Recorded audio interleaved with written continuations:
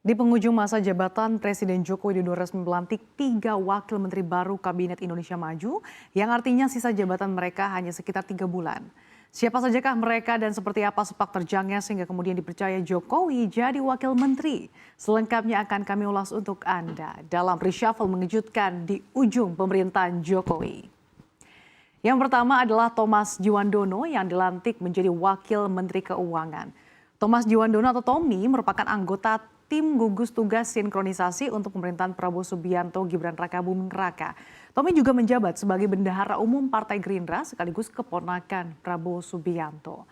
Adapun ayah Tommy yaitu Sudrajat Djuwandono yang merupakan mantan Gubernur Bank Indonesia. Sementara ibunya Bianti adalah kakak kandung Prabowo Subianto.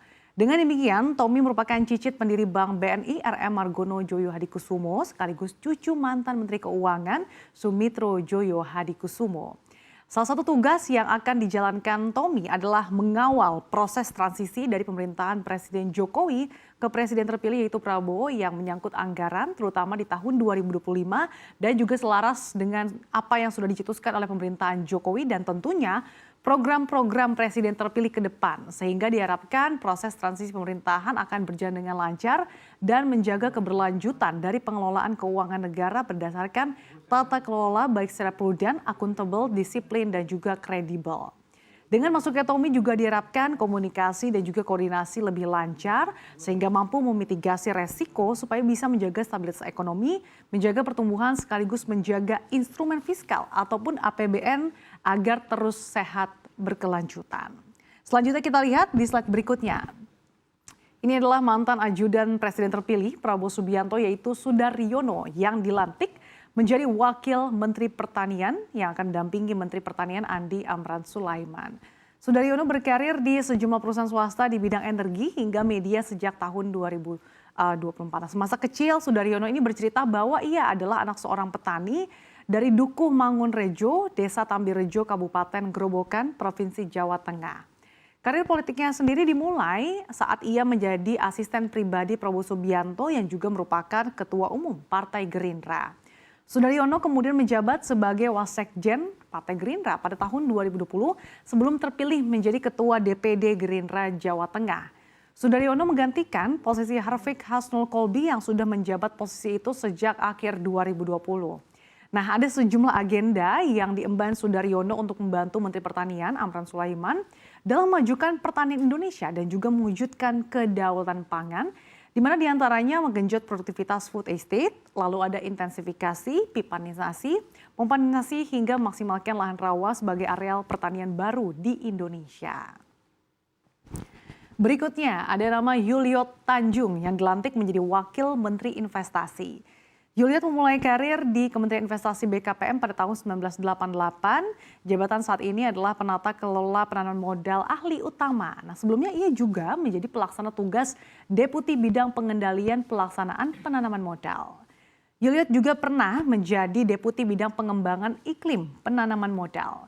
Nah, sebagai Wakil Menteri Investasi, Yuliot Tanjung ini mendapatkan tugas untuk mengawal berbagai kebijakan investasi dan juga mengkoordinasikan berbagai kebijakan dengan kementerian atau lembaga. Tidak hanya itu, ia juga mengemban tugas untuk mempercepat penanaman modal ke Ibu Kota Negara atau IKN Nusantara. Nah, investasi IKN ini akan menjadi prioritas utama khususnya untuk kawasan non-pemerintah pusat. Untuk itu dirinya akan fokus untuk mencari investor untuk mengisi klaster lain. Kita bergeser ke slide berikutnya. Sejak menjabat sebagai Presiden Indonesia pada 2014, Presiden Joko Widodo telah melakukan beberapa kali reshuffle kabinet. Nah, ini merupakan reshuffle ke-12 yang dilakukan Jokowi sejak dirinya pertama kali memimpin negara pada tahun 2014. Terdapat keunikan, ia kerap melaksanakan reshuffle kabinet pada Rabu, khususnya hari Rabu Pon atau Rebo Pon dalam kalender Jawa selama kepemimpinan 2 periode. Memang tidak melulu pada hari Rabu Pon, tetapi kebanyakan keputusan penting diambil oleh Presiden Joko Widodo pada hari Rabu Pon. Kita lihat di sini, ini adalah tanggal-tanggal atau hari di mana Presiden Joko Widodo melakukan reshuffle kabinet. Uniknya, sebagian besar reshuffle kabinet Jokowi dilakukan bertepatan pada hari Rabu, termasuk reshuffle kabinet saat Jokowi mengangkat Hadi Cahyanto sebagai Menko Polhukam dan AHY menjadi Menteri ATR BPN pada 21 Februari 2024 lalu, yang bertepatan dengan hari Rabu Pon. Artinya hanya 3 nih reshuffle kabinet semasa Joko menjabat yang dilakukan, yaitu kalau kita lihat di sini pada Selasa 22 Desember 2020, kemudian pada 17 Juli 2023, dan kemudian yang terakhir saat melantik 3 wakil menteri, yaitu kemarin 18 Juli 2024. Cukup menarik terlepas dari apakah Rabu Pon memang sudah bukan hari saka lagi bagi Presiden Joko Widodo untuk mengambil keputusan. Kita tentunya harapkan bersama ketiga wamen yang baru dilantik dapat betul-betul menjalankan amanah dan responsif di tengah berbagai tantangan yang akan dihadapi, bukan hanya omon-omon semata.